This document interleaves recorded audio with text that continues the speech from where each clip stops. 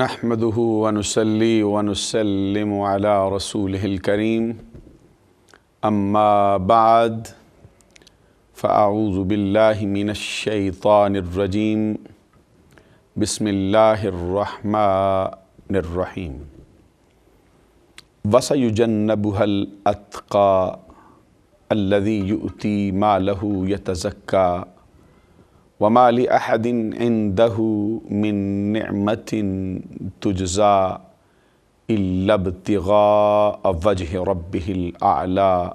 ولسوف يرضى صدق الله العظيم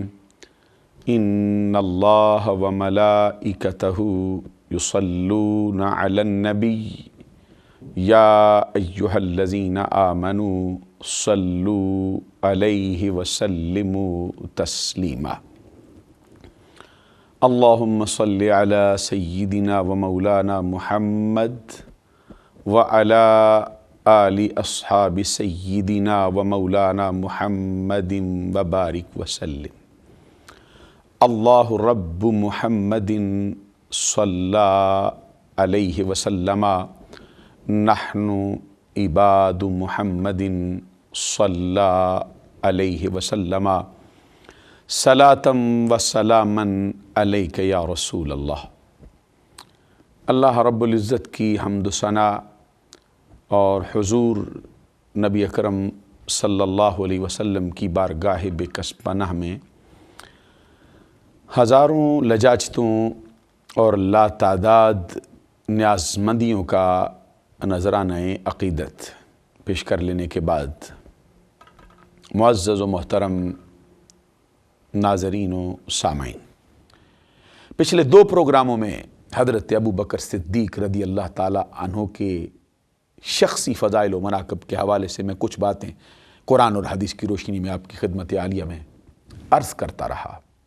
آج بھی میں چاہتا ہوں کہ بارگاہ صدیقی کے اندر نذرانہ عقیدت پیش کرنے کی سعادت حاصل کی جائے۔ حضرت ابو بکر صدیق رضی اللہ تعالیٰ عنہ کو قرآن پاک میں اللہ تبارک و تعالیٰ نے اتقا کہا ہے۔ اتقا اس میں تفضیل ہے کہ تمام پرہیزگاروں میں سب سے بڑا پرہیزگار ہے، اور امام احمد رضا رحمۃ اللہ علیہ فتاوی رضویہ میں فرماتے ہیں اجمع المفسرون من اہل سنت والجماعہ، اہل سنت و جماعت کے جتنے مفسرین ہیں ان سب کا اجماع ہے۔ نزلت هذه الآیہ فی الصدیق، یہ آیہ کریمہ جو ہے یہ حضرت ابو بکر صدیق رضی اللہ تعالیٰ عنہ کے حق میں نازل ہوئی، انہی کی شان میں نازل ہوئی۔ وَهُوَ الْمُرَادُ بِالْأَتْقَى، اور اس سے مراد حضرت ابو بکر صدیق رضی اللہ تعالیٰ عنہ کی ذات والا صفات ہے۔ اور آگے اللہ تبارک و تعالیٰ فرماتا ہے دوزخ کی آگ سے بہت دور رکھا جائے گا وہ ابو بکر صدیق جو اتقا ہے، سب سے بڑا پرہیزگار ہے۔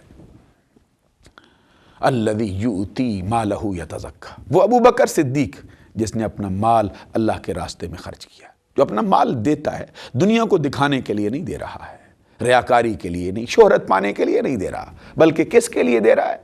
اپنے من کو صاف ستھرا کرنے کے لیے۔ یتزکی وما لأحد عنده من نعمت تجزی، اور حضرت ابو بکر صدیق کے اخلاص کی گواہی رب ذوالجلال آپ دیتا ہے، فرماتا ہے ابو بکر صدیق پر کسی ایک کا بھی احسان نہیں ہے کہ جس کے بدلے کو چکانے کے لیے ابو بکر نے یہ مال خرچ کیا ہو۔ وَمَا لِأَحَدٍ عِندَهُ مِن نِعْمَةٍ تُجْزَىٰ إِلَّا ابْتِغَاءَ وَجْهِ رَبِّهِ الْأَعْلَىٰ، مگر یہ کہ ابو بکر صدیق جو ہے وہ رب ذوالجلال کی رضا چاہتا تھا۔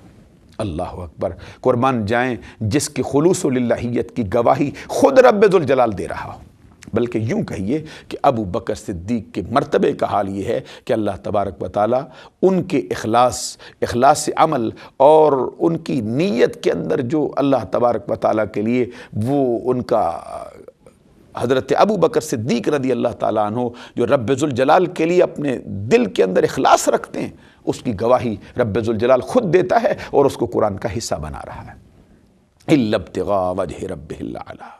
وہ اپنے رب ذوالجلال کی رضا کے سوا کسی اور چیز کا متلاشی نہیں ہے۔ نہ شہرت چاہتا ہے، نہ وہ زمانے کے اندر ہر دل عزیز ہونا چاہتا ہے، نہ دکھانا چاہتا ہے کسی کو، مہر رب کی رضا چاہتا ہے۔ اور جب رضا چاہتا ہے ادھر سے جواب کیا آتا ہے؟ وَلَسَوْفَ يَرْضَىٰ، ابو بکر وہ رب تجھ سے راضی ہو کر رہے گا۔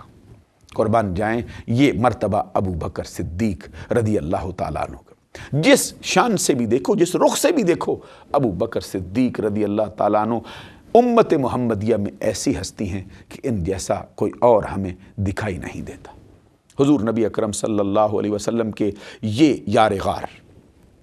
ابو بکر صدیق رضی اللہ تعالیٰ عنہ ہر اعتبار سے نبی اکرم صلی اللہ علیہ وسلم کی ذات اقدس کے ساتھ پیوستہ رہیں، یہاں تک کہ خود نبی اکرم صلی اللہ علیہ وسلم نے فرمایا کہ ابو بکر و عمر سیدہ کہول اہل الجنہ من الاولین والآخرین الا النبیین والمرسلین۔ ابو بکر و عمر دونوں کی شان کا حال یہ ہے کہ یہ ہستیاں جنت کے ادھیڑ عمروں کی سردار ہیں، سیدہ کہول اہل الجنہ، اب من الاولین والآخرین، پہلوں کے بھی سردار ہیں اور بعد میں آنے والوں کے بھی سردار، الا النبیین والمرسلین، مگر یہ کہ نبیوں اور رسولوں کے بعد۔ ایک حدیث میں آتا ہے، خود نبی اکرم صلی اللہ علیہ وسلم فرماتے ہیں ابو بکر و عمر خیر من الاولین والآخرین، ابو بکر و عمر جو ہیں یہ سب میں سے بہتر ہیں، پہلوں سے بھی بہتر ہیں، بعد میں آنے والوں سے بھی بہتر ہیں، خیر من الاولین والآخرین، یہاں تک فرمایا خیر من اہل السماوات و خیر من اہل الارضین، کہ یہ آسمان والوں سے بھی افضل ہے، زمین والوں سے بھی افضل ہے، الا النبیین والمرسلین۔ حضور نبی اکرم صلی اللہ علیہ وسلم نے یہاں پر یہ فرما دیا مگر نبیوں اور رسولوں کے بعد۔ حضرت ابو بکر صدیق رضی اللہ تعالیٰ عنہ کو نبی اکرم صلی اللہ علیہ وسلم کی ذات اقدس کے ساتھ جو محبت تھی اس کا حال ہی جدا گانا، ہر معاملے میں حضرت ابو بکر صدیق نبی اکرم صلی اللہ علیہ وسلم کے ساتھ رہے، یہاں تک کہ خود نبی اکرم صلی اللہ علیہ وسلم کا فرمان خیر الناس سے ابو بکر تمام انسانوں میں سے بہتر ہے، الا ان یکون نبیا، مگر یہ کہ ابو بکر صدیق میں مرتبہ نبوت نہیں ہے، مرتبہ نبوت کے سوا جو کچھ انسانیت کے دامن میں آ سکتا ہے سارے کا سارا ابو بکر کو عطا کر دیا گیا۔ میں یہ عرض کر رہا تھا کہ حضرت ابو بکر صدیق ہر اعتبار سے بے نظیر و بے مثال ہیں، لاجواب بھی ہیں، باکمال بھی ہیں۔ حدیث میں آتا ہے کہ حضرت ابو بکر صدیق رضی اللہ تعالیٰ عنہ ہر میدان میں سب سے آگے رہے، جانصاری میں بھی آگے ہیں، نبی اکرم صلی اللہ علیہ وسلم کے حکم کی تعمیل میں بھی سب سے آگے ہیں، آقا کونین صلی اللہ علیہ وسلم کے ساتھ محبت کرنے میں بھی سب سے آگے ہیں، سرکار دو جہاں صلی اللہ علیہ وسلم کے مزاج کے شناسہ ہونے میں بھی سب سے آگے ہیں۔ حدیث میں آتا ہے ایک مرتبہ نبی اکرم صلی اللہ علیہ وسلم نے اپنے صحابہ کو خطاب کیا اور صحابہ سے پوچھا من اصبح منکم الیوم صائما، اے صحابیو بتاؤ تم میں سے کون ایسا ہے جو آج روزہ دار ہو؟ صحابہ کرام رضوان اللہ تعالی علیہ مجمعین خاموش ہیں، پروانہ چراغ مصطفی یار غار مصطفیٰ حضرت ابو بکر صدیق رضی اللہ تعالیٰ عنہ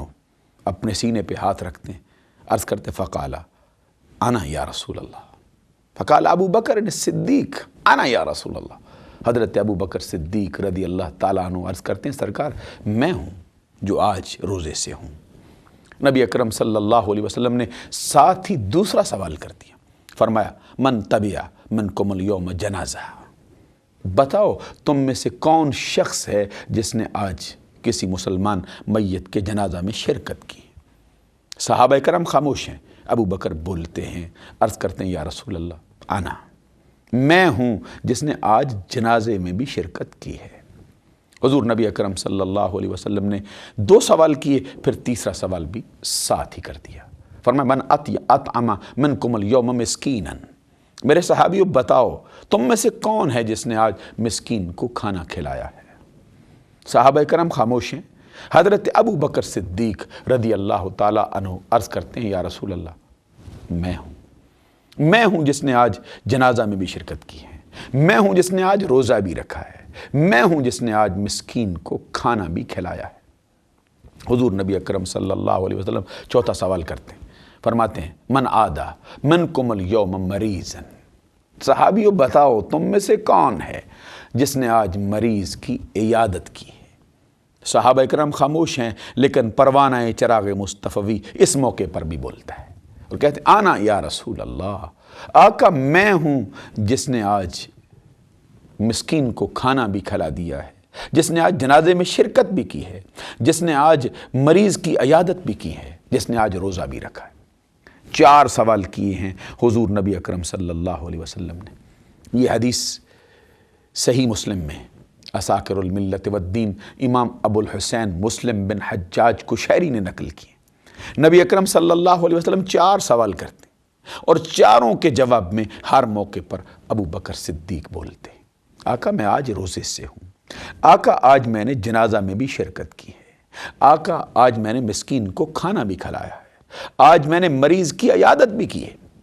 جب حضرت ابو بکر صدیق رضی اللہ تعالیٰ عنہ کے یہ 4 جوہر کھل کے سامنے آتے ہیں تو نبی اکرم صلی اللہ علیہ وسلم فرماتے اللہ کی قسم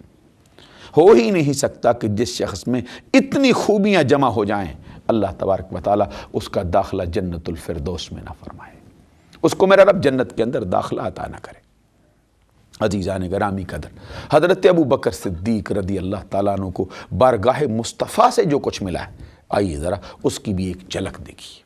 حدیث میں آتا ہے کہ نبی اکرم صلی اللہ علیہ وسلم اپنے آخری وقت میں حضرت عائشہ صدیقہ رضی اللہ تعالی عنہا کو مخاطب کر کے فرماتے مری ابا بکر فلیصلی بالناس، عائشہ ابو بکر کو حکم دے دو میری امت کی امامت کے لیے میرے مصلی پہ آ جائے۔ اور بعض حدیثوں کے اندر یہ الفاظ جمع کے اعتبار سے بھی آئے، نبی اکرم صلی اللہ علیہ وسلم نے فرمایا مرو ابا بکر فلیصلی بالناس، میری طرف سے ابو بکر کو حکم دے دو میری امت کی امامت کے لیے میرے مصلی پہ آ جائے۔ حضرت عائشہ صدیقہ رضی اللہ تعالی عنہا جواب میں کیا عرض کرتی، یا رسول اللہ انہو رجل رقیق القلب اذا قام وقام ولم یستطع بالناس، وفی روایت یا رسول اللہ انہو ابن رقیق القلب ولم یصلی بالناس، آقا میرا والد انتہائی نرم دل ہے، آپ سے ٹوٹ ٹوٹ کر محبت کرتا ہے، میرے والد محترم آپ کے مصلی پہ کھڑے نہیں ہو سکیں گے، اذا قام وقام ولم یستطع، آقا جس جگہ پہ آپ کھڑے ہوتے ہیں میرا والد اس جگہ پر کیسے کھڑا ہو سکتا ہے۔ حدیث میں آتا ہے حضور نبی اکرم صلی اللہ علیہ وسلم نے پھر فرمایا مری ابا بکر فلیصلی بالناس، ابو بکر کو حکم دے دو میری امت کی امامت کے لیے میرے مصلی پہ آ جائے۔ حدیث میں آتا ہے حضرت عائشہ صدیقہ نے پھر عرض کر دیا آقا کسی اور کو حکم دے دے میرا والد کھڑا نہیں ہو سکتا، یہاں تک کہ 3 مرتبہ سرکار نے فرمایا، تینوں مرتبہ حضرت عائشہ صدیقہ رضی اللہ تعالی عنہا نے گزارش کر دی یا رسول اللہ کسی اور کو کہہ دیں۔ جب 3 مرتبہ حضرت عائشہ صدیقہ نے سرکار کی بارگاہ میں عرض کیا تو نبی اکرم صلی اللہ علیہ وسلم نے اس کے جواب میں فرمایا یا اب اللہ والمؤمنون الا ابا بکر، عائشہ اس بات پر ضد نہ کر، ابو بکر کے سوا نہ میرا اللہ مانتا ہے نہ فرشتے مانتے ہیں نہ اہل ایمان مانتے ہیں۔ حضرت ابو بکر صدیق رضی اللہ تعالی عنہ کی امامت کے لیے حضور نبی اکرم صلی اللہ علیہ وسلم نے خصوصی حکم صادر فرمایا۔ اب ذرا ایک حدیث بھی میں آپ کی خدمت میں پیش کرنا چاہتا ہوں۔ جب ابو بکر صدیق مصلی امامت پہ آ گئے، نبی اکرم صلی اللہ علیہ وسلم نے ابو بکر صدیق کو اپنی امت کی امامت کے لیے مصلی امامت پر کھڑے دیکھا تو پھر نبی اکرم صلی اللہ علیہ وسلم کے چہرے کی کیفیت کیا تھی اور صحابہ کرام رضوان اللہ تعالی علیہم اجمعین کی کیفیتوں کا حال کیا تھا۔ یہ حدیث امام بخاری رحمۃ اللہ علیہ نے اپنی صحیح میں نقل فرمائی۔ حدیث کے الفاظ اخبرانی انس بن مالک رضی اللہ تعالی عنہ ان المسلمین بینہم فی الفجر یوم الاثنین ابو بکر یصلی بہم ففجاهم النبی صلی اللہ علیہ وسلم قد کشف ستر حجرت عائشہ فنظر علیہم وهم صفوف فتبسم یضحک فنکس ابی بکر علی عقبیہ وظن ان رسول اللہ صلی اللہ علیہ وسلم یرید ان یخرج الی الصلاة وهم المسلمون ان یفتتنوا فی الصلاة فرحا بالنبی صلی اللہ علیہ وسلم حین رآہ فاشار بیدہ ان نتم الصلاة ثم دخل الحجرہ وارخ الستر وتوفی ذلک اليوم۔ قربان جائیں کیسی پیاری حدیث نقل کی ہے حضرت امام بخاری رحمۃ اللہ علیہ نے اپنی صحیح میں۔ فرماتے اس حدیث کے آخری راوی حضرت انس بن مالک جو نبی اکرم صلی اللہ علیہ وسلم کے خادم بھی ہیں، مشہور صحابی بھی ہیں، جن کی تربیت آقا کونین صلی اللہ علیہ وسلم کے ہاتھوں سے ہو رہی، انہوں نے اس بات کی خبر دی ہے کہ ان المسلمین بینہم فی الفجر یوم الاثنین، सोमवार के दिन अबू बकर सिद्दीक रदी अल्लाह ताला अन्हु की इक्तदा में तमाम सहाबा कराम नमाज पढ़ रहे थे। अब आप अंदाज़ा लगाइए, अबू बकर सिद्दीक मुसल्ला इमामत पे हैं और पीछे कौन है? अबू बकर के मुक्तदियों में कोई उमर बिन खत्ताब नज़र आ रहा है, कोई पैकर शर्म हया उस्मान गनी नज़र आ रहा है, और कोई हसन हुसैन का बाबा हैदर कर्रार खड़ा दिखाई दे रहा। इमाम का हाल क्या है, मुक्तदियों का हाल क्या है, और नमाज पढ़ने की कैफियत क्या है? यह हदीस जिब्रील में हज़रत उमर बिन खत्ताब रदी अल्लाह ताला अन्हु जिसके रावी हैं, जिब्राइल अमीन के सवाल पर नबी अकरम सल्लल्लाहु अलैहि वसल्लम ने फरमाया था, अन ताबुदल्लाह कअन्नका तराहु फ़इन लम तकुन तराहु फ़इन्नहु यराक। अल्लाह की इबादत का हक तेरे ऊपर यह है कि अल्लाह की इबादत ऐसे कर जैसे तू उसको देख रहा है, और अगर तू उसको न देख सके तो फिर ये तो होना चाहिए कि वो तुझे देख रहा है। मैं आपकी खिदमत आलिया में यर्ज़ करता हूँ कि चश्मे तसव्वुर में वो मंजर तो लाइए, सहाबा कराम अबू बकर सिद्दीक की इक्तदा में जब नमाज अदा करते होंगे तो उनकी कैफियतों का हाल क्या हो। यहाँ तक कि हज़रत अली अल मुर्तज़ा शेर खुदा रदी अल्लाह ताला अन्हु के बारे में ये रवायत आती है, उनसे किसी ने पूछा था, मौलाए कायनात बताइए, जिस रब की आप इबादत करते हैं कभी उसको देखा है? अल्लाह अकबर, कुर्बान जाएं, इसका जवाब भी अली शेर खुदा को ही जचता है। इसका जवाब भी हसन हुसैन के बाबा ही के लायक था। इसका जवाब दामाद मुस्तफ़ा के लायक था। हज़रत अली अल मुर्तज़ा शेर खुदा रदी अल्लाह ताला अन्हु ने जो जवाब दिया है, सोने के पानी से लिखें, खुदा की कसम उसकी कीमत अदा नहीं कर सकते। फरमाते वल्लाहि ला आबुदु रब्बन लम अराहु, अल्लाह की कसम जिसकी इबादत करता हूँ उसको देखे बगैर मैंने आज तक एक भी सजदा नहीं किया। अल्लाह अकबर, कुर्बान जाएं अली शेर खुदा, तेरे मर्तबे की अज़मत का क्या कहना, आपकी रसाई का क्या कहना है। हज़रत अली शेर खुदा जो मुक्तदी हैं उनकी नमाज की कैफियत का ये हाल है, तो जो मुसल्ला इमामत पे हज़रत अबू बकर सिद्दीक आए हैं उनकी नमाज की कैफियत का हाल क्या हो। अबू बकर युसल्ली बिहिम फ़फ़जाअहुमुन नबी सल्लल्लाहु अलैहि वसल्लम क़द कशफ़ सित्र हुजरत आयशा फ़नज़र अलैहिम वहुम सफ़ूफ़ुन फ़तबस्सम यज़हकु फ़नकस अबी बकर। हज़रत अबू बकर सिद्दीक रदी अल्लाह ताला अन्हु नमाज पढ़ा रहे हैं, फजर की नमाज है, सोमवार का दिन है, सहाबा कराम मुक्तदी हैं। इसी दौरान नबी अकरम सल्लल्लाहु अलैहि वसल्लम ने अपने हुजरा अक़दस के पर्दे को हटा दिया है। क़द कशफ़ा सित्र हुजरत आयशा, हज़रत आयशा सिद्दीक़ा रदी अल्लाह ताला अन्हा जिनके हुजरे में नबी अकरम सल्लल्लाहु अलैहि वसल्लम जलवा फरमा थे, उसके पर्दे को हटाया। फ़नज़र अलैहिम वहुम सफ़ूफ़ुन, और इनकी तरफ आका कौनैन सल्लल्लाहु अलैहि वसल्लम ने निगाह उठाई। कैसा मंदर होगा और क्या आज़मतें हैं सहाबा कराम की कि जिन पर नबी अकरम सल्लल्लाहु अलैहि वसल्लम की निगाह अक़दस पड़ रही। फ़तबस्समा, हुज़ूर नबी अकरम सल्लल्लाहु अलैहि वसल्लम ने हज़रत अबू बकर सिद्दीक को इमाम होते देखकर और सहाबा कराम को उनका मुक्तदी बन के देखकर नबी अकरम सल्लल्लाहु अलैहि वसल्लम ने मुस्कराना शुरू कर दी। यज़हकु फ़नकस अबी, इधर नबी अकरम मुस्करा पड़े हैं और उधर सहाबा कराम रिदवानुल्लाहि ताला अलैहिम अजमईन की कैफियत का हाल ये है कि जब उनको पता चलता है कि पर्दा पीछे हट गया है, फ़नकस अबू बकर, हज़रत अबू बकर सिद्दीक ने मुसल्ला छोड़ना शुरू कर दिया और दिल में गुमान ये किया है कि शायद हुजूर नबी अकरम सल्लल्लाहु अलैहि वसल्लम जलवा फरमा हो जाएंगे। फ़ज़न्ना अन्ना रसूल अल्लाह सल्लल्लाहु अलैहि वसल्लम, हज़रत अबू बकर सिद्दीक का गुमान है, सहाबा कराम का गुमान है। और हज़रत अनस बिन मालिक के अल्फाज फरमाते वहम्मल मुस्लिमून अन यफ्ततिनु फ़िस्सलाति फ़रहन बिन नबी सल्लल्लाहु अलैहि वसल्लम हीन राहु फ़अशारा बियदी। हज़रत अनस बिन मालिक कहते खुदा की कसम उस दिन हम ऐसे आजमाए गए थे और हमारा दिल चाहता था कि आज मुस्तफ़ा के दीदार की खुशी में अपनी नमाज़ें तोड़ डालें और मुस्तफ़ा के चेहरे को तकते रह जाएं। इनके ये अल्फाज बताते हैं कि सहाबा कराम रिदवानुल्लाहि ताला अलैहिम अजमईन के चेहरे काबे से हटकर फिर आमिना के लाल के चेहरे की तरफ हो गए। और चेहरा कैसा था, हज़रत अनस बिन मालिक रदी अल्लाह ताला अन्हु बताते हैं, फरमाते वल्लाहि कअन्न वजहहु वराक़तु मुसाफ़िर, अल्लाह की कसम सरकार के चेहरे को देख के ऐसा लगता था जैसे किसी ने कुरान खोल कर हमारी आंख के सामने रख दिया। ये हज़रत नबी अकरम सल्लल्लाहु अलैहि वसल्लम के चेहरे की अज़मतों को सहाबा कराम ने उस वक़्त देखा और काबे से हटकर चेहरे हटाकर आका कौनैन के चेहरे की तरफ देखना शुरू कर दिया। मंजर कितना अजीब होगा। सहाबा कराम को उनकी अकल बार बार कहती होगी कि चेहरे इधर काबे की तरफ रखो, लेकिन उनका इश्क क्या कहता होगा, नमाज पढ़ा کہ میں تیں ول ویکھاں مینوں کعبہ بھل گیا آئی پلے سارے سوم سلاتاں ایکو یار دا فکر پہ آئی۔ کعبہ کی طرف نگاہیں ہونی چاہیے نماز کے اندر، یہ تو شرط ہے نماز کی۔ قبلے کی طرف منہ نہ ہو تو نماز کیسے ہوتی ہے؟ نماز کی شرطوں میں سے ایک شرط ہے کہ قبلے کی طرف منہ ہونا چاہیے، لیکن صحابہ کرام رضوان اللہ تعالیٰ علیہم اجمعین کے چہرے کعبے سے ہٹ کر جس کی طرف گئے ہیں، ارے وہ تو کعبے کا بھی کعبہ ہے۔ عقل ان کو بار بار کہتی ہے ادھر دیکھو، اور عشق یہ مجبور کرتا ہے اگر کعبے سے ہٹ بھی جاؤ تو کوئی بات نہیں، ہٹ کر تو پھر مصطفیٰ کی طرف ہی جا رہے ہو۔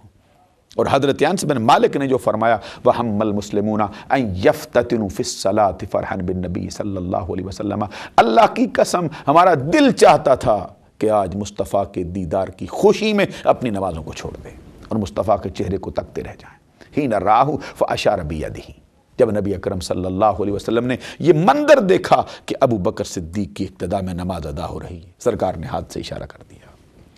اپنی نماز أَتِمُّوا الصَّلَاةَ، اپنی نماز مکمل کر لو۔ پتہ چلتا ہے حضرت ابو بکر صدیق رضی اللہ تعالیٰ عنہ کی امامت پر نبی اکرم صلی اللہ علیہ وسلم نہ صرف راضی تھے بلکہ اس کو دیکھ دیکھ کر خوش ہوتے تھے، یہاں تک کہ حدیث میں یہ الفاظ بھی آئے ہیں جس کا مفہوم یہ ہے کہ نبی اکرم صلی اللہ علیہ وسلم فرماتے کسی امت کو یہ سزاوار نہیں، اس امت کے اندر میرا ابو بکر موجود ہو اور ابو بکر کے ہوتے ہوئے کوئی اور مصلی امامت پہ آ جائے، ابو بکر کی موجودگی میں مصلی امامت پہ آنے کا کسی اور کا حق نہیں۔ پتہ چلتا ہے کہ نبی اکرم صلی اللہ علیہ وسلم کی ذات اقدس کے ساتھ جو وفا ابو بکر نے کی اس سے کہیں بڑھ کر آقا کونین صلی اللہ علیہ وسلم نے ابو بکر کو پھر اس کا انعام و کرام عطا کر دیا ہے، اس کی جزا جو بارگاہ مصطفیٰ سے مل رہی ہے، جو وفا کا جواب آ رہا ہے، یہ محمد عربی صلی اللہ علیہ وسلم کی ذات اقدس سے ابو بکر صدیق کے لیے ہے، کسی اور کے لیے نہیں۔ اور یہاں تک کہ حضرت ابو بکر صدیق رضی اللہ تعالیٰ عنہ جب بذات خود وصال فرماتے ہیں اس وقت ان کی کیفیت کا حال کیا ہے؟ میں چاہوں گا کہ میں چند کتابوں کا حوالہ بھی آپ کی خدمت میں پیش کر جاؤں۔ یہ جمال الاولیاء میں حکیم الامت دیوبند شیخ اشرف علی تھانوی نے بھی نقل کیا ہے یہ واقعہ، اس کو ممدوح وہابیہ نواب صدیق حسن بھوپالی نے اپنی کتاب تکریم المومنین میں نقل کیا ہے، خصائص الکبریٰ میں امام سیوطی نے اس کو نقل کیا ہے، شواہد النبوت میں علامہ عبد الرحمن جامی نے اس کو نقل کیا ہے، نزہۃ المجالس میں علامہ عبد الرحمن صفوری نے نقل کیا ہے، سیرت حلبیہ میں امام علی بن برہان الدین حلبی نے بھی اس کو نقل کیا ہے، اور امام فخر الدین رازی نے اپنی تفسیر کبیر کے اندر بھی اس کو نقل فرمایا۔ کہتے ہیں جب حضرت ابو بکر صدیق رضی اللہ تعالیٰ عنہ کا آخری وقت آ جاتا ہے، صحابہ کرام کو بلاتے ہیں اور بلا کے فرماتے ہیں جب میری روح قفس انصری سے پرواز کر جائے تو مجھے نبی اکرم صلی اللہ علیہ وسلم کے طریقے کے مطابق غسل دیا جائے، آقا کونین صلی اللہ علیہ وسلم کے طریقے کے مطابق مجھے کفن پہنایا جائے، اور جب میرا جنازہ اٹھانے کا وقت آئے تو پھر میرا جنازہ اٹھا کر ادھر نہ لے کے جانا بلکہ سب سے پہلے بارگاہ مصطفیٰ میں لے جانا۔ حضرات اندازہ کر لیجئے حضرت ابو بکر صدیق رضی اللہ تعالیٰ عنہ کو مرتے وقت بھی کون سی چیز درکار ہے۔ حضرت ابو بکر صدیق رضی اللہ تعالیٰ عنہ نے جو وصیت کی ہے اپنے مرتے وقت، اپنے وصال کے وقت، فرماتے ہیں وصیت یہ ہے کہ جب میرا جنازہ اٹھا لو تو پھر بارگاہ مصطفیٰ میں لے کے جانا، اور جا کے سب سے پہلے کہنا السلام علیکہ یا رسول اللہ۔ اس سے ایک تو یہ بھی مسئلہ حل ہو گیا کہ نبی اکرم صلی اللہ علیہ وسلم کے وصال کے بعد ان کو حرف یا کے ساتھ ندا کرنا یہ حضرت ابو بکر صدیق رضی اللہ تعالیٰ عنہ کی سنت ہے۔ وہ یہ نظریہ حضرت ابو بکر صدیق رضی اللہ تعالیٰ عنہ کا بھی تھا کہ نبی اکرم صلی اللہ علیہ وسلم کے وصال کے بعد ان کو حرف یا سے ندا کرنا جائز ہے، اور حضرت ابو بکر صدیق رضی اللہ تعالیٰ عنہ فرماتے ہیں جب میرا جنازہ اٹھا کر بارگاہ مصطفیٰ میں لے جاؤ تو السلام علیکہ یا رسول اللہ پڑھ کے یہ کہنا آقا آپ کا وہ غار والا یار آیا ہے، آقا آپ کا وہ ہجرت کی رات والا یار آیا ہے، آقا آپ کی جوانی، آپ کا لڑکپن، آپ کے شباب، آپ کے ہر وقت کا ساتھی آپ کی خدمت میں حاضر ہو گیا ہے، اب مزار میں بھی آپ کے ساتھ ہی دفن ہونا چاہتا ہے، قیامت تک آپ کی بارگاہ اقدس میں آپ کے پہلو میں لیٹنے کا ارادہ رکھتا ہے۔ آقا کونین صلی اللہ علیہ وسلم کی بارگاہ اقدس میں یہ ندا دینا حضرت ابو بکر وصیت کرتے اور کہنا آقا وہ یار ہے ادھر دفن ہونا چاہتا ہے، اور فرماتے ہیں اگر روضہ اقدس سے جواب آ جائے تو پھر مجھے سرکار کی بارگاہ اقدس میں ہی لٹا دینا، سرکار کے پہلو میں مجھے دفن کر دینا، اگر جواب نہ آئے پھر مجھے لے جا کر جنت البقیع میں دفن کر دیا جائے۔ اب حضرت ابو بکر صدیق رضی اللہ تعالیٰ عنہ کی وصیت اگر اسلامی قوانین کے مطابق نہ ہوتی تو سننے والوں میں حضرت عمر بن خطاب بھی ہیں، حضرت عثمان غنی بھی ہیں، حیدر کرار بھی ہیں۔ ان میں سے کوئی بھی بول سکتا ہے کہ نبی اکرم صلی اللہ علیہ وسلم تو وصال فرما گئے، اب ادھر سے جواب کیسے آئے گا؟ اور پھر میں نے یہ بھی عرض کر دیا کہ لکھنے والوں میں صرف امام اہل سنت، مجدد دین و ملت، سراج الامت الشاہ امام احمد رضا رحمۃ اللہ علیہ کے ماننے والے ہی نہیں ہیں، بلکہ علماء دیوبند کے شیخ بھی ہیں، ممدوح وہابیہ بھی ہیں، امام سیوطی بھی ہیں، اور امام حلبی بھی ہیں، علامہ عبد الرحمن جامی بھی ہیں، امام فخر الدین رازی بھی ہیں۔ اپنی کتابوں کے اندر تمام لکھتے ہیں کہ حضرت ابو بکر صدیق رضی اللہ تعالیٰ عنہ کی وصیت پر عمل پیرا ہوئے صحابہ کرام، جب روح ان کی کفن سے ان سری سے پرواز کر جاتی ہے، حضور نبی اکرم صلی اللہ علیہ وسلم کے صحابہ ان کو غسل اسی طریقے سے دیتے ہیں، ان کو کفن پہناتے ہیں، اور کفن پہنانے کے بعد پھر جنازہ اٹھا کر بارگاہ مصطفیٰ میں لے جاتے ہیں، اور جا کے سب سے پہلے صحابہ کرام رضوان اللہ تعالیٰ علیہ مجمعین نے حضرت ابو بکر صدیق کی وصیت پہ جو عمل کیا، سب نے پڑھا مل کے السلام علیکہ یا رسول اللہ۔ پتہ چلتا ہے کہ مل کر بارگاہ مصطفیٰ میں درود و سلام کا پڑھنا یہ بھی صحابہ کرام کی سنتوں میں سے ہے۔ اور پھر عرض کیا آقا آپ کا وہ ہجرت کی رات والا یار آیا ہے، آپ کا وہ غار کے اندر 3 دن تک آپ کی خدمت پہ رہنے والا وہ ساتھی آیا ہے، آپ کا بدر کا ساتھی ہے، آپ کا خندق کا ساتھی ہے، حنین کا ساتھی ہے، احد کا ساتھی ہے، آقا ہر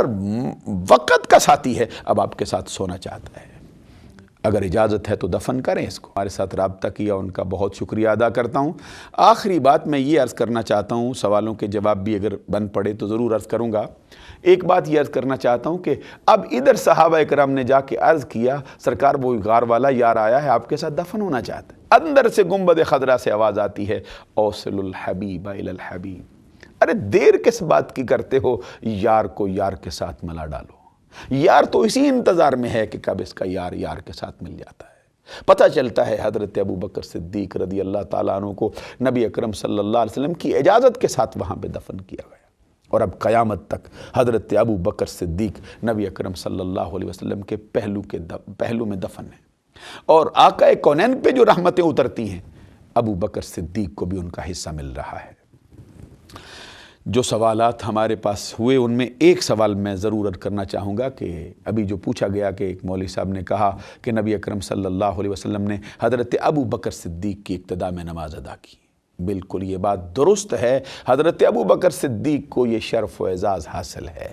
کہ نبی اکرم صلی اللہ علیہ وسلم نے ان کی اقتداء میں نماز پڑھی ہے، لیکن یہ بات سمجھی نہ جائے کہ نبی اکرم صلی اللہ علیہ وسلم آگے ہوں یا پیچھے ہوں وہ تو ہر وقت امام ہی ہے۔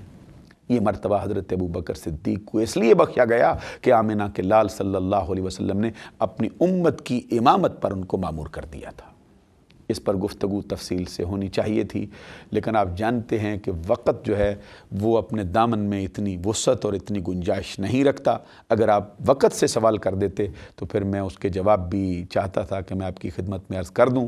انہی الفاظ پر اپنی گفتگو کو ختم کر رہا ہوں۔ وآخر دعوایا ان الحمد للہ رب العالمین۔